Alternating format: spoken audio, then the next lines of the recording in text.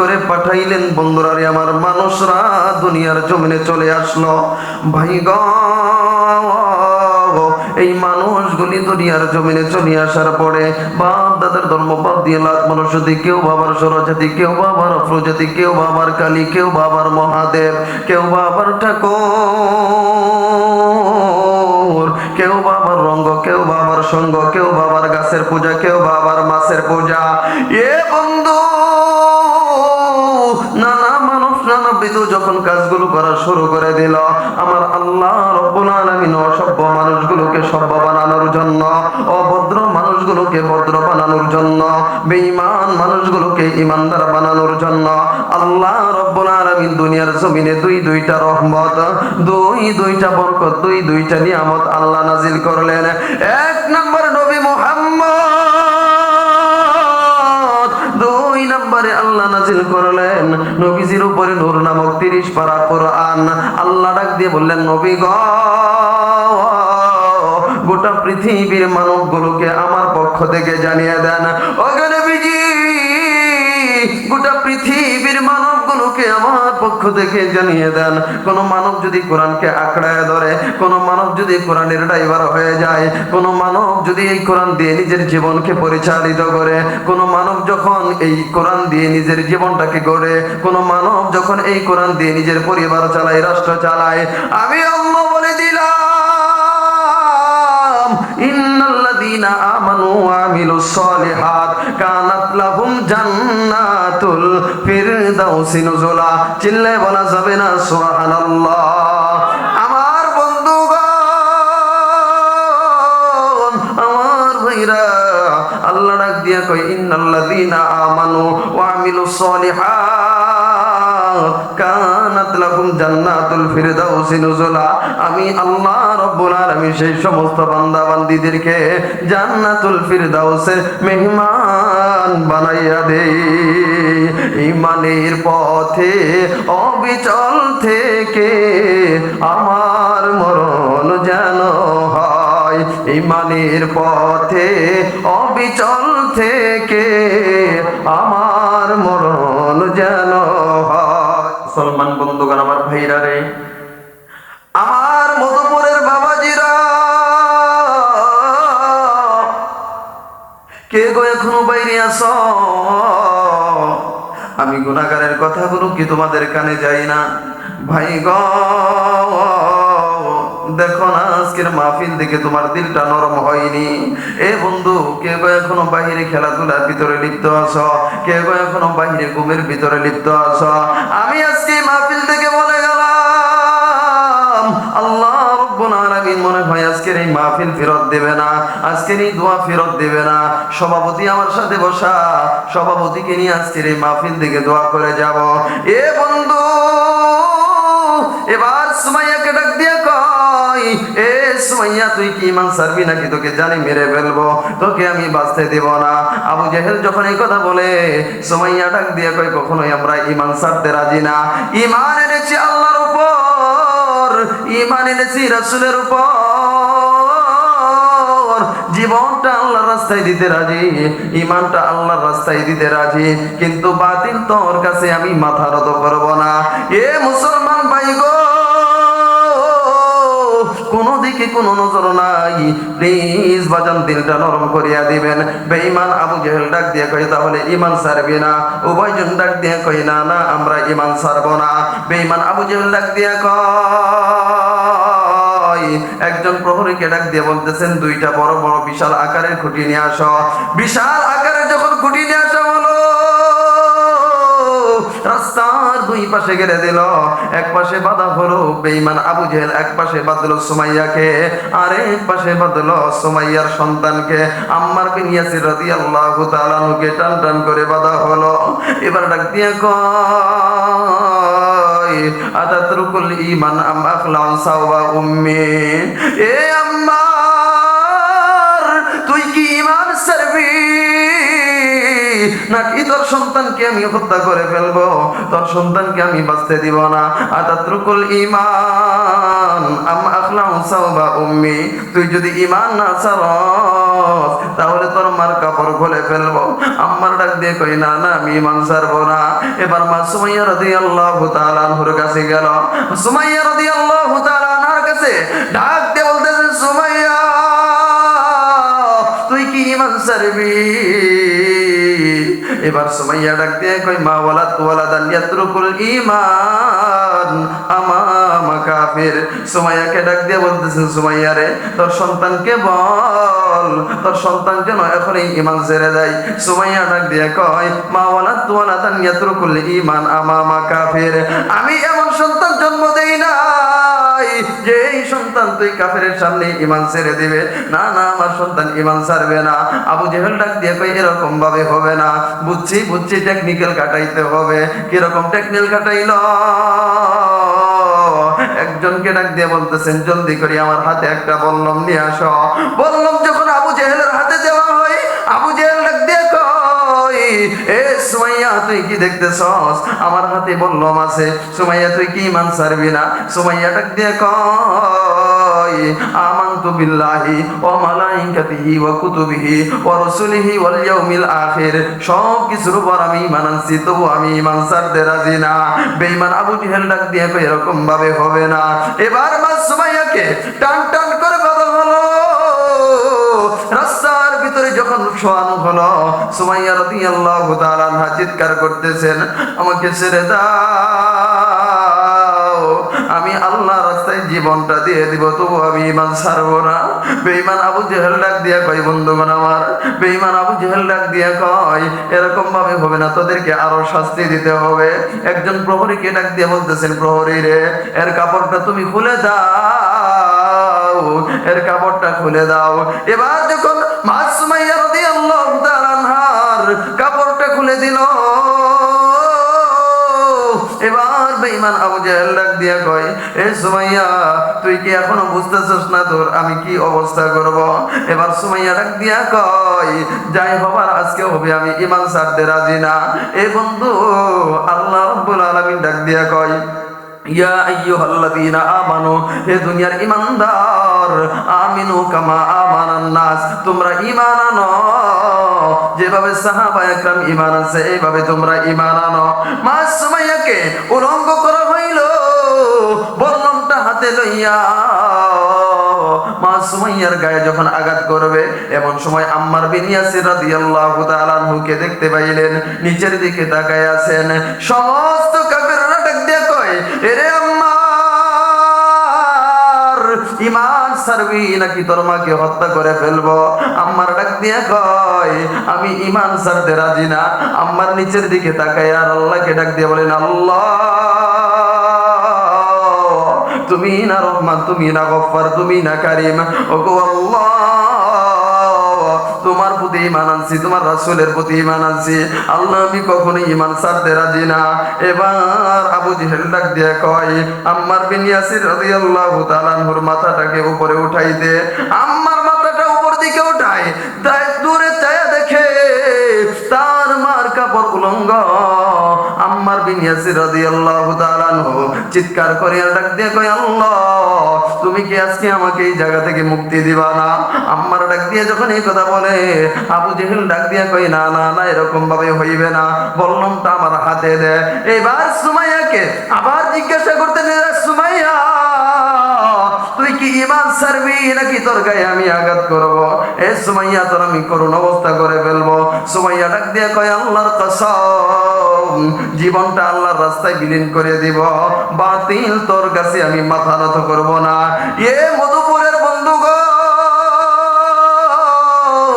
ও মুরব্বী বাবারা, ও যুবক ভাইয়েরা, দিলের কানটা লাগাইয়া শোনো, ঈমান বড় দৌলত, ঈমান বড় দৌলত। হিন্দু চাইলে এই ঈমান গ্রহণ করতে পারে না, হিন্দুরা চাইলে ইসলাম ধর্ম গ্রহণ করতে পারে না, যদি আল্লাহ রাব্বুল আলামিন নুসরত না করেন। যদি আল্লাহ সাহায্য না করেন। কিভাবে কথাটা বললাম? নবীর চাচা আবু তালেব, নবীর চাচার নাম কি? নবীর চাচা আবু তালেব এমন ভাবে নবীর লালন পালন করছে, পৃথিবীর কোনো কিছু নাই চাওয়ার আছে যেটা নবীজিকে দেয় নাই। এই আবু তালেব নবীজিকে এমন ভাবে ভালোবাসছে,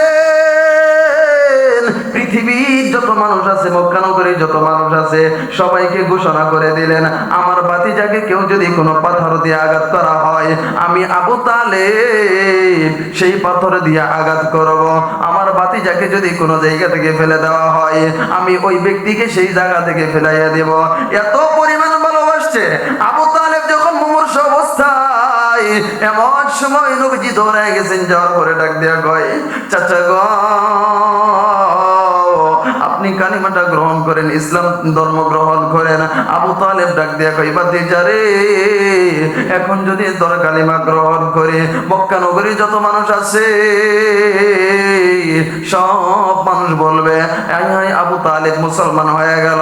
আবু তালেব মনে হয় মুহাম্মদের জাদুকারী কালিমা পড়ছে, মুহাম্মদের কালিমা পড়ে মুসলমান হয়ে গেছে। আমাকে লোকেরা থুতু দিবে, আমাকে লোকেরা গালি মন্দ কথা বলবে। আমি পারতাম না, পারতাম না। নবী আমার আকাশের দিকে দু হাত তুলে আল্লাহকে ডাক দিয়ে বলতেছেন, আল্লাহ তুমি না রহমান, তুমি না গফফার, ও আল্লাহ, চাচার কাছে আসলাম, চাচা তুমি কালিমা গ্রহণ করো। আল্লাহ, চাচা তো আমার কালিমা গ্রহণ করলো না, আল্লাহ তুমি আমার চাচাকে কি হেদায়েত দিবা না? সঙ্গে সঙ্গে আল্লাহ রাব্বুল আলামিন আয়াত নাযিল করে দিলেন, ইন্নাকা লা তাহদি মান আহবাবতা। ও নবীজি, আমি আল্লাহ যাকে চাই তাকে হেদায়েত দেই, যেই ব্যক্তি হেদায়েত চাই না আমি আল্লাহ তাকে হেদায়েত দেই না। এরে মুসলমান বন্ধুগণ, কে জানি কোথা থেকে শুনতেছ, আহারে মাহফিলে আসার দরকার নাই, তুমি ভাইজান বাড়ি থেকে শুনে রাখো, কিন্তু এই বন্ধুর কথাটা মনে রাখবা, আজীবনকাল মনে রাখবা। একটু কিছুর জন্য আমরা ইমানটা বিক্রি করে দেই। দেখেন সাহাবায়ে একরামের দাম কি রকম ছিল, সাহাবায়ে একরামের মহব্বত কি রকম ছিল। এবার সুমাইয়াকে ডাক দিয়া কয়, এ সুমাইয়া, এরকম ভাবে হবে না, আজকে তোর করুণ অবস্থা করব। মা সুমাইয়া রাদিয়াল্লাহু তাআলা আনহা কান্না করেন। এবার আইবু জেহেল বল্লমটা হাতে লইয়া, ভাই গো, ডাইনেও নয়, বামেও নয়, সামনেও নয়, মা সুমাইয়া রাদিয়াল্লাহু তাআলা আনহার তলপেটে যখন আঘাত করে দিল, হযরত সুমাইয়া ওজোরে কান্না করে আর ডাক দিয়ে কয়, আল্লাহ তোমার উপর ঈমান আনছি, ঈমান ছাড়তে রাজি না। হঠাৎ করে দেখা যায় হযরত সুমাইয়া রাদিয়াল্লাহু তাআলা আনহা হাসেন। কারণ কি? কারণ কি? আবু জেহেল ডাক দিয়ে কয়, সুমাইয়া মনে হয় পাগল হয়ে গেছে। সুমাইয়া ডাক দিয়ে কয়, আমি পাগল হই নাই, আমি পাগল হই নাই। আবু জেহেল ডাক দিয়ে কয়, তাহলে তুমি হাসতেছো কেন? কয়, আমি হাসি যে আল্লাহরে আমি দাওয়াত দিছি, যে ঈমানের পাগল আমি হইছি, ওই আল্লাহ রব্বুল আলামিন আমাকে দেখতে আসতেছে, ওই আল্লাহ আমার জন্য জান্নাতের দরজা খুলে দিছে, এই জন্য আমি সুমাইয়া হাসি। চিল্লায় বলেন না সুবহানাল্লাহ।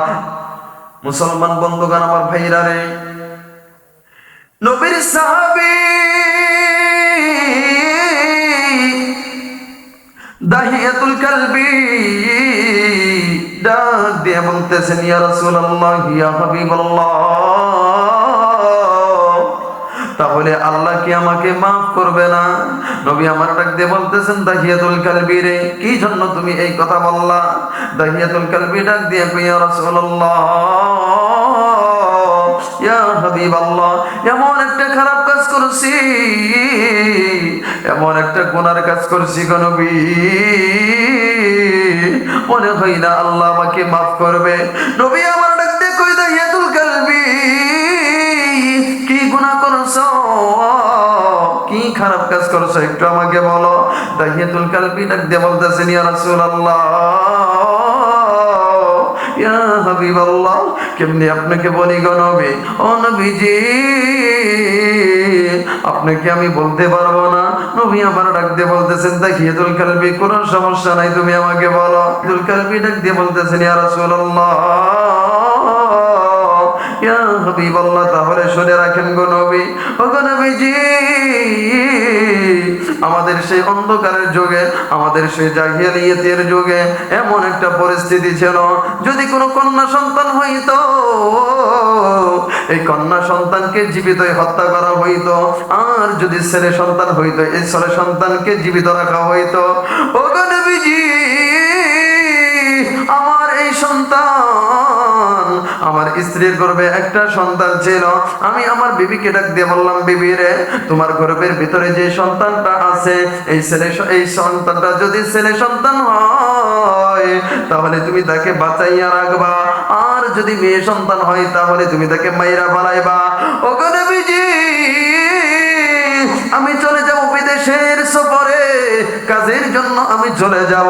আমি যখন আমার বিবিকে এই কথা বললাম, আমার বিবি ডাক দিয়ে বলতেছেন, স্বামী গো, যেহেতু আমাদের এই দেশের ভিতরে এই প্রথাটা আছে, এই প্রথা আছে, এই জন্য আমি আপনার কথা ফালাইয়া দেব না, ঠিক আপনার কথা আমি পুঙ্খানুপুঙ্খানুভাবে আদায় করব।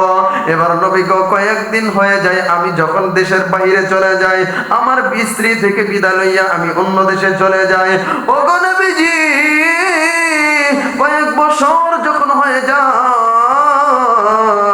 আমি যখন রিটার্ন আবার বাড়িতে ফিরে আসলাম, ফিরে আসার পরে যখন আমি আমার স্ত্রীর সাথে কথা বলি, এমন সময় দেখি একজন ছোট্ট সন্তান আমাকে বাবা বাবা বলে জড়ায়া ধরলো। আমি আমার বিবিকে ডাক দিয়ে বললাম, বিবি রে, এই মেয়েটা কার আমাকে বাবা বাবা বলে জড়ায়া ধরেন? ও গো নবীজি, মেয়েটার চেহারা এত সুন্দর, আমি যখন তার চেহারার দিকে তাকায় দেখলাম সুন্দর চেহারা। বিবি আমার ডাক দিয়ে বললেন, স্বামী গো, এটা অন্য কারো মেয়ে নয়, এটা হলো আমার মেয়ে, আমি তার নাম রাখছি জামিলা। এবার নবীজিকে ডাক দিয়ে বলতেছে, নবী গো, আমি আমার বিবিকে ডাক দিয়ে বললাম, বিবি রে, তুই এই সন্তানকে মারস নাই কেন? এখন তো এলাকার লোকেরা আমাকে থুতু দেবে, এলাকার লোকেরা আমাকে খারাপ বলবে। ও গো নবীজি, আমি যখন বিবিকে এই কথা বললাম, আমার বিবি দুই চোখের পানিও জোরে ছেড়ে দিল, আর ডাক দিয়া কই, ও গো স্বামী, অনেকবার চাইছি আমার এই সন্তানটাকে মেরে ফেলার জন্য, ও স্বামী, কিন্তু পারি নাই গো স্বামী। তার মুখের দিকে যখন আমি তাকাইলাম, তার মুখের দিকে তাকাইয়া দেখি তার চেহারা আর আপনার চেহারা মিল খায়। ও গো নবীজি, আমার বিবি ডাক দিয়া কয়, আমার সন্তানকে আমি মারি নাই। ও নবীজি, আমার সন্তানের এরকম সুন্দর চেহারা দেখা তার নাম রাখছি আমি জামিলা। এই মুসলমান বন্ধুগণ, সভাপতি সাহেব, আলেম সাহেব মানুষ এখানে বসে আছে, আরবিতে জামিলুন জামিলাতুন হইল সুন্দর, এই জন্য সুন্দর দেখে মেয়েটার নাম রাখছে জামিলা। ও গো নবীজি, আমার এই মেয়েটার নাম যখন রাখলেন জামিলা, তবুও আমার মনের ভিতরে একটু মায়া হলো না। মেয়েটা সুন্দর করে আমাকে আব্বু আব্বু বলে ডাকে, তবু আমার মায়া হলো না যে মেয়েটাকে বাঁচাইয়া রাখি। আমার মনের ভিতরে একটা আশা, তুই মেয়ে হয়ে কেন জন্ম নিলে? এরে বন্ধু, দেখেন তো দুইটা পুরো চোখের পানি ফলাইতে পারেন কিনা, আজকের এই মাহফিল থেকে গুনাহগুলো মাফ করাইতে নিয়ে যাইতে পারেন কিনা। জানি না কার জীবনে কি গুনাহ করছে, আহারে কেউ বুকের ভিতরে হাত দিয়ে বলতে পারবে না আমার ভিতরে কোনো গুনাহ নাই। দুনিয়া থেকে মা চলে গেল, মাও কোনোদিন বুকে হাত দিয়ে বলতে পারে না আমার জীবনে কোনো গুনাহ নাই। এরে মধুপুরের বন্ধু, ও সবুজ জানার মুরব্বী বাবারা, দিলের কানটা লাগায় শোনেন, এই বাবার কথাটা শুনে রাখেন, এই ছেলের কথাটা শুনে রাখেন, কখনো এই সন্তানের কথা বলবেন না। ও গো বন্ধু, এবার নবীকে ডাক দিয়ে বলতেছেন, নবী গো, তবু আমার মায়া হলো না, আমার মনে হইল আমি এই মেয়েটাকে আর বাঁচতে দেব না। ও গো নবীজি, আমি আমার মেয়েকে ডাক দিয়ে বললাম, জামিলা রে, তুমি আমার কথা শোনো, আজকে আমি তোমাকে নিয়ে যাইবো তোমার নানু বাড়িতে দাওয়াত খাওয়ানোর জন্য। ও গো নবীজি, আমার মেয়েটা খুব খুশি হয়ে গেল। আমার মেয়ে আমাকে ডাক দিয়ে বলতেছেন, বাবা তুমি কখন যাইবা? আমি বললাম, অমুক সময় যাইব, অমুক টাইমে যাইব। আমার মেয়ে সুন্দর করিয়া কাপড় চোপড় পরলো, আমার মেয়ে সাজুগুজু করে আমার আগে আগে হেঁটে হেঁটে যখন রওনা হয়, আমি আমার মেয়েকে ডাক দিয়ে বললাম, জামিলা রে, কোনো টেনশন কইরো না, কোনো চিন্তা কইরো না, তোমার নানু বাড়িতে যাইবো, তোমার নানু বাড়িতে যাইবো। ওগো নবীজি, আমার কলিজার টুকরা, এত সুন্দর চেহারা, তবু আমার মনের ভিতরে একটু মায়া হলো না, কি জন্য আমি তাকে মারতে যাই। এবার যখন আমার সন্তানকে হাঁটি হাঁটি পা পা করি আমি মরুভূমির দিকে নিয়ে যাই, আমার মেয়েটা ডাকতে বলতেছেন, বাবা গো, আর কোথায় দূরে, আর কত দূরে, আর কত দূরে তুমি আমাকে নিয়ে যাইবা। এবার নবী গো, তবু আমার একটু মায়া হলো না। আমি যখন মেয়েটাকে বালির চরে নিয়ে গেলাম, আমার হাতের ভিতরে একটা দাঁড়ালো অস্ত্র ছিল, সেই দাঁড়ালো অস্ত্র দিয়া আমি যখন বালিগুলা খনন করি, আমার মেয়েটাকে দিয়ে কই, বাবা গো, তুমি না বললা আমাকে নানু বাড়িতে নিয়ে যাইবা, আমাকে তুমি দাওয়াত খাওয়াইতে নিয়ে যাইবা। ও বাবা, কই আর কত দূরে, তুমি তো আমাকে নিয়ে গেলা না। এবার তাহিয়াতুল কালবি ডাক দিয়ে বলতেছেন, নবী গো, তবু আমার মায়া হলো না। আমি যখন মাটি খনন করি, মাটি খনন করতে করতে আমার দাড়ির ভিতরে ধুলো বালু লেগে যায়। এই ছোট্ট মাসুম বাচ্চা, আমার কলিজার টুকরা জামিলা, তার কাপড়ের আঁচল দিয়া আমার দাড়ি থেকে ধুলো বালিগুলো বালাইয়া দেয়। আমি ডাক দিয়ে বলি, মেয়ে, তোমার জায়গায় তুমি দাঁড়ায় থাকো, আমার কাজ করতে দাও। এই মেয়েটা মানে না, আবার জলদি করে দৌড়ে আমার কাছে আসে। ওগো নবীজি, তবু আমি বাবার কোনো মায়া হয় না। নবী আমার দুই চোখ দিয়ে অঝরে অশ্রু পড়তেছে। এবার তাহিয়াতুল কালবি ডাক দিয়ে বলতেছেন, নবী গো, যখন গর্ত খনন করা শেষ হয়, আমি আবার জামিলাকে ডাক দিয়ে বললাম, জামিলা রে, দেখে যাও গর্তটা কত বড় খনন করা হয়েছে। এবার জামিলা যখন দৌড়ে আসলো বাবার গর্তটা দেখার লেগা, হাত তালি দেয়, ডাক দিয়ে কই, বাবা গো, এত কষ্ট তুমি করলা, গর্তটা তো সুন্দর হয়েছে। ওগো নবীজি, তবু আমার মনের ভিতরে একটু মায়া হলো না। আমি আমার মাথার ভিতরে এই চিন্তাটা নিয়ে আসলাম, তুই মেয়ে হয়ে কেন জন্ম নিয়েছস, তোকে আমি আর বাঁচতে দেব না, তোকে আমি আর বাঁচতে দেব না। যখন আমার মেয়েটা আমার কাছে আসলো, আমার কাছে আসার সাথে সাথেই যখন গর্তের ভিতরে উকি দিল, আমি আমার মেয়েকে পিছন থেকে ধাক্কা দিয়া গর্তের ভিতরে ফেলাই দিলাম। আমার মেয়ে জামিলা গর্তের ভিতরে পড়ে আর হাও মাও করে চিৎকার করে আর ডাক দিয়ে কই, বাবা গো, তুমি আমাকে বললা আমাকে দাওয়াত খাওয়াইতে নিয়ে যাইবা। কই বাবা, কই আর কত দূরে গো বাবা, বাবা তুমি কি আমাকে নিয়ে যাইবা না, বাবা তুমি কি আমাকে নানু বাড়িতে নিয়ে যাইবা না। এ বন্ধু, দেখেন তো দুইটা ফোঁটা চোখের পানি পালাইতে পারেন কিনা। আমার মনে হয় আল্লাহ রাব্বুল আলামিন আজকের এই মাহফিল কবুল করবে গো বাবা। এ বাবা, দেখেন অনেক হাসাহাসি করেছেন, দেখেন দুইটা ফোঁটা চোখের পানি আপনার চোখ দিকে পালাইতে পারেন কিনা। দাহিয়াতুল কালবি ডাক দিয়ে বলতেছেন, নবী গো, আমার মেয়ে জামিলা গর্তের ভিতরে পড়ে যখন কান্নাকাটি করতেছে, আমার তো মায়া হলো না। আমার মেয়ে ডাক দিয়ে বলতেছেন, বাবা গো, গর্তের ভিতর থেকে আমাকে উঠাও, আমি আর গর্তের ভিতরে থাকতে পাইতেছি না। আমার মেয়ে এরকম ভাবে কান্না করে, আমি যখন ধুলোবালু দিয়া মেয়েটার মাথার ভিতরে চাপ দেই, মেয়েটার শরীরের ভিতরে চাপ দেই, আমার মেয়ের শরীরটা কিরকম যেন সাদা ফ্যাকাশে হয়ে যায়। আমার তবুও মায়া হলো না।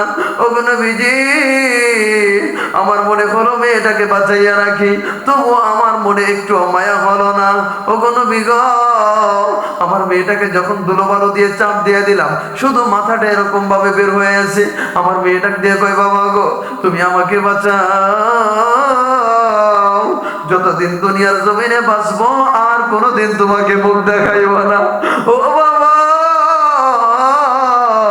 ভিক্ষা পর্যন্ত করে খাইব, তোমার সামনে আসবো না।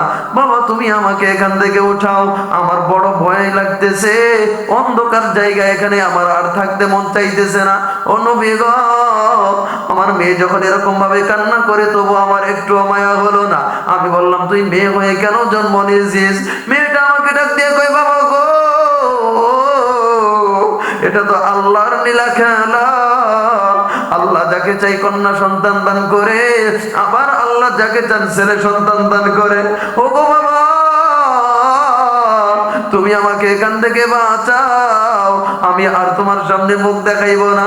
বাবা আমি এখান থেকে ওয়াদা করতেছি, তবুও নবী আমার মায়া হলো না। আমি যখন একটু দূরে গেলাম, আমার মেয়েটার মাথায় একটু বের হয়ে আছে, দূর থেকে একটা পাথর লইয়া আমার মেয়েটার মাথার ভিতরে যখন মেরে দে, ঠাস করে আমার মেয়েটার মাথা ফেটে যায়। আমার মেয়ে ডাক দিয়ে বলতেছেন, বাবা গো, এত রুষ্টির তুমি কেমনে হইলা? ও বাবা, তুমি আমাকে বাঁচাও, শেষ পর্যন্ত তুমি আমাকে মাইরা বলাইলা। বাবা গো, আমার মা মনে হয় কবুতরের বাচ্চার মতো সেই জায়গায় লাফায়। এরে বন্ধু, সন্তান যদি বিদেশে মারা যায়, পৃথিবীর কোনো মানুষ জানুক মানা জানো, সবার আগে জানে কিন্তু মাই। কথা বলে ঠিক না বেটি? সন্তান যদি কোনো জায়গা মারা যায়, পৃথিবীর কেউ না জানুক বা না জানুক, জানে কিন্তু মাই। জামিলা এবার ডাক দিয়ে বলতেছেন, বাবা গো, আমার মা মনে হয় কান্না করতেছে, আমার মা মনে হয় কান্না করতেছে। ও বাবা, তুমি আমাকে বাঁচাও। নবী গো, তবু আমার একটু মায়া হলো না। এ বন্ধু, এবার দাইয়াতুল কালবি আর একটা পাথর লইয়া মেয়েটার মাথার ভিতরে যখন মেরে দেয়, মেয়েটার মাথা ঠাস করিয়ে পেটে যায়। মেয়েটা ডাক দিয়ে বলতেছেন, বাবা গো, তুমি আমাকে শেষ পর্যন্ত মেরেই ফেললা। মেয়েটাকে যখন সেই জায়গায় কাতরাইতে কাতরাইতে মারা যায়, ওখানে নবীজি আমি দাফন করি, আমি এটাকে সেই জায়গায় রেখে আসলাম। যখন আমি ঘুমাই, তখন আমি দেখি, স্বপ্নে যোগে আমি দেখি আমার মেয়েটা জামিলা আমার পাশে আইসা আমার সাথে আব্বু আব্বু বলে ডাকে। ওখানে নবীজি আমার জামিলা মনে হয় আমার কাছে আছে। নবী গো, আল্লাহ কি আমাকে মাফ করবো নি? একটা রাত পর্যন্ত আমি ঘুমাইতে পারি না। ও মুসলমান বন্ধুগণ, যাদের মা বাবার আগে যাদের সন্তান মারা যায়, তারা জানে সন্তানের কিরকম বেদনা। ওরে বন্ধু, কোন মার আগে যদি সন্তান মারা যায়, মা কোন রাত ভালো মতো ঘুম পাড়তে পারে না। যদিও সন্তান 10টা হয়, 5টা হয়, তবুও মার ভালোভাবে ঘুম আসে না, মার মুখ দিয়ে ভালোভাবে হাসি আসে না। আরে বন্ধু, কিভাবে কথাটা বলতেছি, আমার এক বন্ধু ছিল, ক্লাসমেট, একসাথে পড়াশোনা করছি, নাম ছিল তার ইয়াসিন, সবুজ চড়াই তার বাড়ি। একসাথে বন্ধু আমার পড়াশোনা করেছি, একসাথে খেলার মাঠে খেলাধুলা করেছি, একসাথে খানা পিনা করেছি। আরে বন্ধু, যখন তার মা আমাকে দেখে কবুতরের বাচ্চার মতো লাফায় লাফায় কান্দে। এ বন্ধু, বলতেছিলাম, কোন সন্তান যখন পিতা মাতার আগে মারা যায়, বাবার চোখে ঘুম থাকে না, মার চোখেও ঘুম থাকে না। কারণ কি জন্য? দেখেন, একটা কথা খেয়াল রাখবেন, আল্লাহ রাব্বুল আলামিন মার মনের ভিতরে এতটুকু মহব্বত দিয়েছে। কোন সন্তান যখন মার আগে মারা যায়, কোন সন্তান যখন বাবার আগে মারা যায়, বাবা পারে সন্তানের কাঁধে লাশটা লইয়া কবর পর্যন্ত পৌঁছাইতে, কিন্তু আল্লাহ রাব্বুল আলামিন মার জন্য এটা জায়েজ করে নাই। কারণ মার জন্য যদি এটা জায়েজ করত, সন্তান কবরের ভিতরে যাইয়া মা ও সন্তানের সাথে লাশ হয়ে পড়ে থাকতো।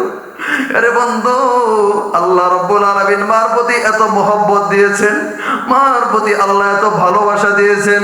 শুধু তাই নয়, কোন সন্তান যখন পেটে থাকে, মার পেটে থাকে, কোন ডাক্তারখানায় নিয়ে যাওয়া হয়, ডাক্তার ডাক দিয়ে বলতেছেন, যদি সন্তানকে বাঁচানো হয় তাহলে মা বাঁচবে না, আবার যদি মাকে বাঁচানো হয় সন্তান বাঁচবে না। এবার এই মহিলাকে যখন জিজ্ঞাসা করা হয়, মহিলা এক চিৎকার দিয়ে ডাক দিয়ে কয়, দরকার নাই, দরকার নাই, আমার জীবন, আমার এই কলিজার সন্তানকে তুমি বাঁচাইয়া রাখো। এ বন্ধু, যদি পিতাকে জিজ্ঞাসা করা হয়, পিতা তখনই সঙ্গে সঙ্গে ডাক দিয়ে কয়, আমার বাচ্চার দরকার নাই, আমার স্ত্রীকে আপনি বাঁচাইয়া দেন। দেখেন মার প্রতি বাবার থেকে মার কত মহব্বত, মার বেশি মহব্বত, মার বেশি ভালোবাসা। এরে বন্ধু, কিছুদিন আগে আমার এক বন্ধু ডাক দিয়ে বলতেছেন, এরে ভাই, আমার এক ভাই কিছুদিন আগে মারা গেছে, গত 3 মাস আগে মারা গেছে। হুজুর, আমার মাকে যদি আপনি এখন দেখেন, মনে হয় আমার ছোট ভাই কেবলমাত্র মারা গেল। আহারে, মার প্রতি কত মহব্বত, মার প্রতি কত ভালোবাসা। ওগো নবীজি, দেখেন জামিলার মা প্রত্যেক দিন কান্না করে, আল্লাহ কি আমাকে মাফ করবনি? নবী আমার ডাক দিয়ে কয়, কুল ইয়া ইবাদিয়াল্লাযীনা আসরাফু আলা আনফুসিহিম লা তাকনাতু মির রাহমাতিল্লাহ ইন্নাল্লাহা ইয়াগফিরুয যুনুবা জামিআ ইন্নাহু হুয়াল গফুরুর রহিম। এরে দাইয়াতুল কলবি, লা তাকনাতু মির রাহমাতিল্লাহ, আল্লাহর রহমত থেকে নিরাশ হয়ে যাইস না, আল্লাহর রহমত থেকে নিরাশ হয়ে যাইস না। আজকে থেকে তওবা কর, আর কখনো খারাপ কাজ করবা না, আর কখনো গুনাহ করবা না, আর কখনো অন্যায় ভাবে হত্যা করবা না। দাহিয়াতুল কলবি ডাক দিয়ে কই, নবী গো, আল্লাহ কি আমাকে মাফ করবনি? দাহিয়াতুল কলবির এই কথা শুনে নবীজি ডাক দিয়ে কই, লা তাকনাতু মির রাহমাতিল্লাহ, আল্লাহর রহমত থেকে নিরাশ হয়ে যায় না। ইন্নাল্লাহা ইয়াগফিরুয যুনুবা জামিআ, নিশ্চয় তিনি আল্লাহ তোমার জীবনের যত গুনাহ আছে সব গুনাহ খাতাগুলি মাফ করে দিবেন। আর রহমান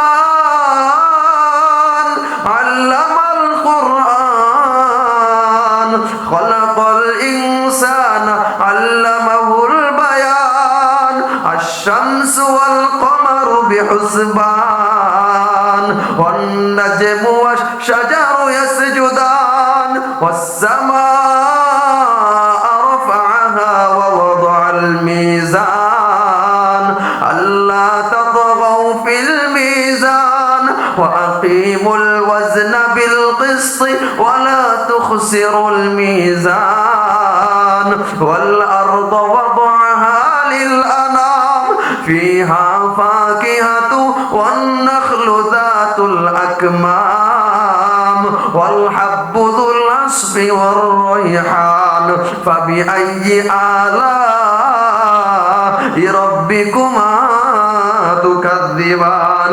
চিল্লায় বলেন না সুবহানাল্লাহ। আল্লাহ রাব্বুল আলামিন দাহিয়াতুল কলবি, এবার নবীজি সাল্লাল্লাহু আলাইহি সাল্লাম দাহিয়াতুল কলবিকে ডাক দিয়ে বলতেছেন, এ দাহিয়াতুল কলবি, কোনো টেনশন কইরো না, যেহেতু তুমি ভুল কাজ করছো। আল্লাহ হইল রহমান, আল্লাহ হইল গফফার, আল্লাহ হইল কারীম, আল্লাহ হইল সত্তার। আল্লাহ তোমার জীবনের সমস্ত গুনাহ খাতাগুলি মাফ করিয়া দিবি। মেরে মুহতারাম হাজিরিন, দেখেন আল্লাহ রাব্বুল আলামিনের পথে চললে মাফ করে দেওয়ার মালিক কে? আল্লাহ। আল্লাহ ডাক দিয়ে কয়, লা তাকনাতু মির রাহমাতিল্লাহ, বান্দা গুনাহ করছো, আমার কাছে আসো, আমি আল্লাহ তোমাকে মাফ করে দিব। ও বান্দা, কার কি দরকার, আমার কাছে চাও, আমি আল্লাহ তোমাকে মাফ করে দিব। ও মুহতারাম হাজিরিন, আল্লাহর কাছে এই জন্য চাইতে হয়। সব থেকে দুনিয়ার ভিতরে যত মানুষ আছে, সব মানুষের থেকে প্রিয় হইল আমাদের মহব্বতের মা। বলেন প্রিয় কি? আমাদের মহব্বতের মা। আল্লাহ রাব্বুল আলামিন মহব্বত আমাদের কি করেন, আমরাও আল্লাহ তাআলাকে ভালোবাসি। আল্লাহ আমাদেরকে ডাক দিয়ে কয়, লা তাকনাতু মির রাহমাতিল্লাহ, বান্দা আমার রহমত থেকে তোমরা নিরাশ হয়ে যায় না। ও মুহতারাম হাজিরিন, দেখেন মার প্রতি আল্লাহ কতটুকু ভালোবাসা দিয়েছেন। আল্লাহ তাআলা মার প্রতি কত মহব্বত দিয়েছেন। যখন সন্তান স্কুলে যায়, যখন সন্তান চাকরি করতে যায়, সন্তান যখন প্রবাসে চলে যায়, পৃথিবীর জমিনে সব ঘুমায়া যায়, পশু পাখি নদী নালা যা কিছু আছে সব কিছু স্তব্ধ হয়ে যায়, কিন্তু ওই জনমদুখনী মা সন্তানের দিকে তাকায় থাকে, আহারে আমার সেই সন্তান কবে আসবে, সেই সন্তান কবে আসবে। আজকে মুসলমান এই মাকে কেমনে বলে থাকি বলেন? দুনিয়ার জমিনে যা কিছু আছে সব কিছুই পর, কিন্তু দেখেন সব কিছু পর হলে কি হবে? সব কিছু যদি পর হয়, দুনিয়ার জমিনে যা কিছু আছে আমার মাই হলো আসল আপন। দুনিয়ার সব কিছু পর, কিন্তু ভাবতে হবে আমার মাই আমার আপন, আমার বাবা আমার আপন, আমার যা কিছু চলে যাক না কেন। দেখেন সন্তান যখন স্কুলে ঘাটে যায়, কোনো মা অন্য কোনো মা সন্তানের পিছনে পিছনে আসে না, শুধু আপনার মা আপনার তার পিছনে পিছনে আসে। আর যেদিন সন্তান বাড়ি থেকে, মাদ্রাসা থেকে বা সন্তান চাকরি করে মাকে ফোন দেয়, মাগো ও মা আমি বাড়িতে চলে আসছি, মাগো আজকে আমি বাড়িতে আসবো, কোনো মা অথবা কোনো বাবা ওই সন্তানের পিছনে আসবে না। শুধু ওই সন্তানের মা বাবা ব্যতীত এই সন্তানের মা, এই সন্তানের বাবা শুধু রাস্তায় রাস্তায় দাঁড়ায় থাকে। আহারে আমার ওই কলিজার টুকরা কখন আসবে, আমার এই কলিজার টুকরার মুখ আমি কখন দেখবো। ও মুহতারাম হাজিরিন, আজকে এই মার জন্য আমরা দোয়া করব, আজকে এই বাবার জন্য দোয়া করব।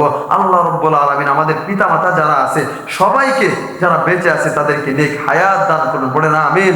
আর যারা দুনিয়ার জমিন থেকে চলে গেছে আল্লাহ যেন তাদেরকে জান্নাতের উঁচু মাকাম দান করেন, পড়ে না আমিন। মেরে মুহতারাম হাজিরিন, শুধু তাই নয়, আল্লাহর কাছে একবার মাফ চান, আল্লাহ দেখেন আপনাকে কিভাবে মাফ করে দেয়। এক সাহাবী জিনা করছে। কি করছে ভাই? এক সাহাবী জিনা করছে। নবীজি সাল্লাল্লাহু আলাইহি সাল্লামের কাছে আয়েশা ডাক দিয়ে কয়, ইয়া রাসূলুল্লাহ কদ জানাইতু, আমি জিনা করেছি, আপনি আমাকে শাস্তি দেন। এখন এই সাহাবী ডাক দিয়ে বলতেছেন, ইয়া রাসূলুল্লাহ আপনি আমাকে শাস্তি দেন। নবীজি সাল্লাল্লাহু আলাইহি ওয়াসাল্লাম অন্যদিকে চেহারাটা ফিরায় নিয়েছেন। এই সাহাবা আবার দৌড়ায় গেছেন, ডাক দিয়ে বলতেছেন, ইয়া রাসূলুল্লাহ কদ জানাইতু, আমি জিনা করেছি, আপনি আমাকে শাস্তি দেন। নবীজি সাল্লাল্লাহু আলাইহি সাল্লাম ফালতাফাতা, অন্যদিকে আবার চেহারাটা ঘুরাই নিয়েছেন। তিনবারের সময় এই সাহাবী আবার নবীজি সাল্লাল্লাহু আলাইহি সাল্লামের কাছে আয়েশা ডাক দিয়ে কয়, ইয়া রাসূলুল্লাহ কদে জানাইতু, আমি জিনা করেছি, আপনি আমাকে শাস্তি দেন। এবার নবীজি সাল্লাল্লাহু আলাইহি সাল্লাম ডাক দিয়ে কয়, সাহাবী তুমি কি জানো জিনার শাস্তি কতটুকু পরিমাণ হতে পারে? এই সাহাবী ডাক দিয়ে কয়, ইয়া রাসূলুল্লাহ আমি জানি জিনার শাস্তি কি। এবার নবীজি সাল্লাল্লাহু আলাইহি সাল্লাম কয়েকজন সাহাবাকে ডাক দিয়ে বলল, ও সাহাবারা, এক কোমর পর্যন্ত গর্ত খনন করো। এই সাহাবীকে পাথর মারা হবে। যখন কোমর পর্যন্ত গর্ত খনন করা হলো, দূরে থেকে যখন সাহাবারা পাথর নিক্ষেপ করতেছেন, এমন সময় এই সাহাবীর শরীর থেকে এক ফোঁটা রক্ত যাইয়া আরেকজন সাহাবার শরীরের ভিতরে লাগছে। এই শরীরের ভিতরে লাগার সাথে সাথে এই সাহাবা নাক ছিটকেইতেছে, আর লাগ দিয়া কয়, আরে একজন বদকারের, একজন খারাপ লোকের কাপড়, একজন খারাপ লোকের রক্ত আমার শরীরে আসলো, একজন খারাপ লোকের, বদকার লোকের রক্ত আমার কাপড়ের ভিতরে আসা লাগলো। নবীজি সাল্লাল্লাহু আলাইহি সাল্লাম ডাক দিয়ে কয়, সাহাবী তুমি কাকে খারাপ বলতেছো, তুমি কাকে জিনাখোর বলতেছো? এই ব্যক্তি এরকম ভাবে আল্লাহর কাছে তওবা করছে, যদি তোমাদের নেক আমলগুলোকে এক জায়গায় করে রাখা হয় আর এই নেক আমলগুলোকে যদি একত্রিত করা হয়, এই সাহাবী যতটুকু গুনাহ করছে, গুনাহ করার পরে তো তওবা করছে, এই তওবা আল্লাহ তাআলার কাছে এতটুকু পরিমাণ পছন্দ হয়েছে, তোমাদের আমল আর এর আমল যদি একত্রিত করা হয়, তোমাদের আমলের থেকে এই সাহাবীর আমল বেশি হয়ে যায়। সুবহানাল্লাহ। মেরে মুহতারাম হাজিরিন, এই জন্য গুনাহ করছি ঠিক আছে, কিন্তু আল্লাহর কাছে তওবা করলে আল্লাহ মাফ করবে না? আল্লাহ তো রহমান। আল্লাহ ডাক দিয়ে কয়, লা তাকনাতু মির রাহমাতিল্লাহ, বান্দা আমার রহমত থেকে তোমরা নিরাশ হয়ে যায় না। ও মুহতারাম হাজিরিন, দুনিয়ার জমিনে তো নানান ধরনের খারাপ কাজ করে থাকে, নানান ধরনের গুনাহ করে থাকে। যখন আপনি আমি গুনাহ করি, দরজার পাশ থেকে গুনাহ করি, আল্লাহ ডাক দিয়ে কয়, ইয়া আইয়ুহাল ইনসান মা গাররাকা বিরাব্বিকাল কারীম, কিসে তোমাকে এত বিভ্রান্তি করলো যেখানে আমি কারীম রব তোমাকে সৃষ্টি করেছি। মুহতারাম হাজিরিন, আল্লাহ ডাক দিয়ে কয়, আল্লাযী খালাকাকা ফাসাওয়াকা ফাআদালাক, বান্দা এই চেহারা আমি তোমাকে এমন ভাবে দিয়েছি, কোন নায়ক নায়িকা তোমার এই চেহারা দেয় নাই, কোন গায়ক গায়িকা তোমার এই চেহারা দেয় নাই। বান্দা আল্লাযী খালাকাকা ফাসাওয়াকা ফাআদালাক ফি আইয়ি সূরাতিন মা শাআ রাক্কাবাক, বান্দা এই চেহারা আমি যেভাবে চাইছি আমি সেইভাবেই সৃষ্টি করেছি। ও মুহতারাম হাজিরিন, আল্লাহ আসমান বানাইছে কুন ফায়াকুন বইলা, জমিন আল্লাহ বানাইলেন কুন ফায়াকুন বইলা, গোটা পৃথিবীর যা কিছু আছে সব কিছু আল্লাহ বানাইলেন কুন ফায়াকুন বইলা, কিন্তু একটা আল্লাহ বানাইছেন, আল্লাহ চারটা কসম খাইছেন। আল্লাহ ডাক দেখো, তিন, আমি আল্লাহ তিনের কসম খাইলাম। ও জাইতুন, আমি আল্লাহ জাইতুন ফলের কসম খাইলাম। ও তুরি সিনিন, তোর পর্বতের আমি আল্লাহ কসম খাইলাম। ও হাদাল বালাদিল আমিন, আমি আল্লাহ নিরাপদ শহরের কসম খাইলাম। এই চারটা কসম খাইলাম আমি আল্লাহ। আর বললাম লাকাদ খালাকনাল ইনসান ফি আহসানি তাকওয়িম, আমি মানুষকে সৃষ্টি করেছি উত্তম গঠনে। সুবহানাল্লাহ বলেন। এই চেহারা কোনো নায়ক নায়িকা দেয় নাই বাবা, এই চেহারা কোনো গায়ক গায়িকা দেয় নাই, এই চেহারা একমাত্র আমার আল্লাহ দিছে। এই জন্য আল্লাহর কাছে আজকে থেকে তওবা করব, আল্লাহ যেহেতু আপনি আমার সবকিছু দিয়ে দিলেন, আল্লাহ আপনি তো রহমান, আল্লাহ আপনি তো গফফার, আল্লাহ আজকে আপনার কাছে কান্নাকাটি করব, আল্লাহ আপনি আমাকে মাফ করে দিবেন। আল্লাহ ডাক দিয়ে কয়, বান্দা যখন তুমি আমাকে একবার ডাক দাও, ওয়া নাহনু আকরাবু ইলাইহি মিন হাবলিল ওয়ারিদ, বান্দা তোর গায়ের রগ যতটুকু নিকটে, এর থেকেও বেশি নিকটে আমি আল্লাহ। সুবহানাল্লাহ বলেন। আল্লাহ তুমি দয়ার সাগর রহমানুর রহিম, তোমার দয়াই পূর্ণ আমার সারানি সেদিন। বলেন না সবাই, আল্লাহ তুমি দয়ার সাগর রহমানুর রহিম, তোমার দয়াই পূর্ণ আমার সারানি সেদিন, তোমার দয়াই পূর্ণ আমার সারানি সেদিন। তুমি মেটাও সকল চাওয়া দুদিন আগে পড়ে, তোমার কাছে সকল পাওয়া সবে তোমার তরে। তোমার পথে চললে সবাই, তোমার পথে চললে সবাই আসবে যে সুদিন, তোমার দয়াই পূর্ণ আমার সারানি সেদিন। আল্লাহ তুমি দয়ার সাগর রহমানুর রহিম, তোমার দয়াই পূর্ণ আমার সারানি সেদিন, তোমার দয়াই পূর্ণ আমার সারানি সেদিন। তুমি পারো করতে মোচন অভাব দুঃখী লোকের, তুমি পরম মুক্তি দাতা মালিকে জগতে। তুমি পারো করতে মোচন অভাব দুঃখী লোকের, তুমি পরম মুক্তি দাতা মালিকে জগতে।